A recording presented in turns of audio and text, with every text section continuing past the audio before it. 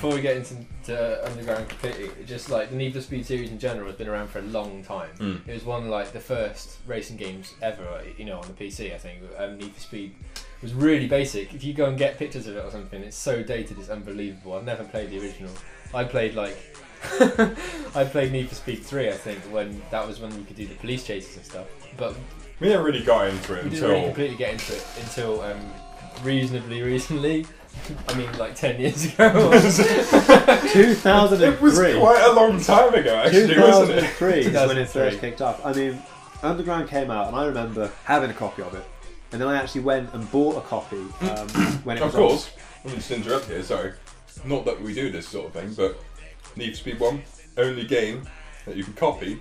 There's no crack for it. You can just use the copy and CD to play it. Oh yeah, it just directly copies, just full 100% copying madness. You can just run it. There was no multiplayer though, or did we get a hack? We had a hack though. Why would you do that? This though, for me, I gotta say, was my little like trip into chavness. When it came to the Underground, like Need for Speed Underground was when I got into it. But as soon as that game came out, the fact you could paint your car, put a vinyl on it, that was as far as I was going to dabble in that chavvy world. I used to sit in my PC in like a Burberry cap and like look out the window and go, "Fuck off, mush." You do end up doing that. It's a bit. The thing is, as well, is that I don't.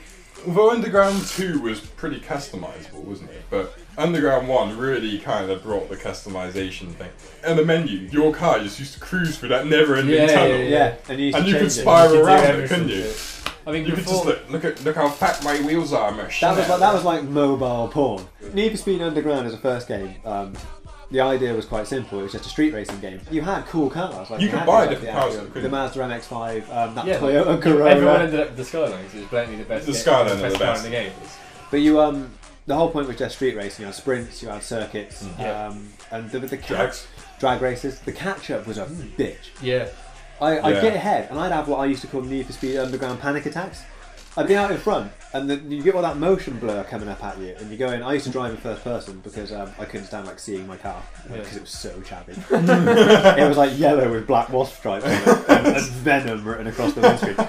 But you get to the point where you're so far ahead, you're doing really well. Your speedo would be like up at like 180 or something. You're like, mush, it's fucking burning in it. And then I'd just crash. There'd be like a big concrete pit. I'd drive into it. You'd be like, you'd think you'd be like 30 seconds ahead. And I'd have one eye on the radar constantly. It would always freak me out because it would take your concentration off the road. And they'd always rip past you. But I liked Underground. Played it with a keyboard. I liked it too. I mean, I played it with a keyboard. It worked great on the keyboard. I had a pad. You play it with a keyboard. The thing the most important thing about it is that it was the first of its kind. First thing, I think it was the first game to do street races. Like I think it is right, and with the modifying and everything like that, it was first no game game to do like that. And that started a whole trend, like massive trend. Yes, so many games now do that stuff. Yeah, I mean, there was Juiced afterwards. Yeah, there was that crappy Street Racing Syndicate game I had. Do you remember that? Oh, Syndicate, Street Racing Syndicate. That was wank. And there were loads of stuff. It spawned a whole load of shit, which was never as good as the original. But there was no damage. Ain't no shaking me. No damage in Underground. No, nothing like that. No, it was no damage. That was the great thing about it, though. You could have like the most spectacular crash, shit around, and you could see your shitty little neons on the bottom of your car as you flipped over like 100 times. But Underground also had quite a cool music track.